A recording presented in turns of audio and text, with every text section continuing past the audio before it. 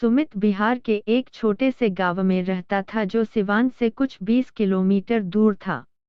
वह रोज सुबह अपने पिताजी के साथ खेतों में जाके काम करता था, लेकिन उसे सिविल सर्विसेज की तैयारी करनी थी। घर में पैसों की बहुत तंगी थी, पर फिर भी उसने किसी तरह ग्रेजुएशन पूरा कर ही लिया।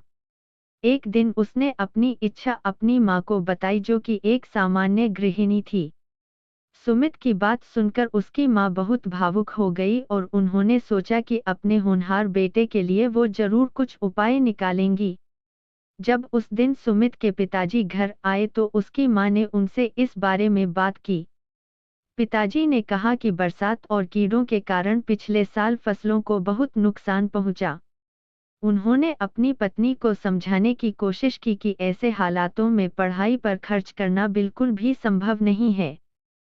सुमित की माँ यह बात सुनकर निराश जरूर हुई, फिर भी उन्होंने उम्मीद नहीं छोड़ी। उन्होंने अचार और पापड़ के गृह उद्योग की शुरुआत की। कुछ ही महीनों में अच्छे खासे पैसे आने लगे और अच्छी बारिश के कारण फसलें भी काफी अच्छी हुईं।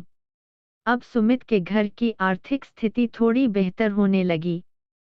सुमित ने यह सब महसूस किया, लेकिन अपने माता पिता पर बोझ न डालने के कारण से उसने फिर से अपनी इच्छा की बात नहीं की।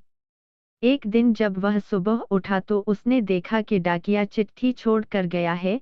उसे खोलने पर उसने देखा कि उसमें ट्रेन की टिकट और कोचिंग क्लास की जानकारी है। अचानक पीछे से पिताजी ने उसके कंधे पर हाथ रख कर बोला, बेटा, अपनी पढ़ाई पूरी कर और अपना आईएएस बनने का सपना साकार कर। सुमित की आंखें नम हो गई और उसने अपने माता पिता से वादा किया कि वह एक दिन उनका नाम रोशन करेगा और फिर अगले ही दिन वो दिल्ली के लिए रवाना हो गया।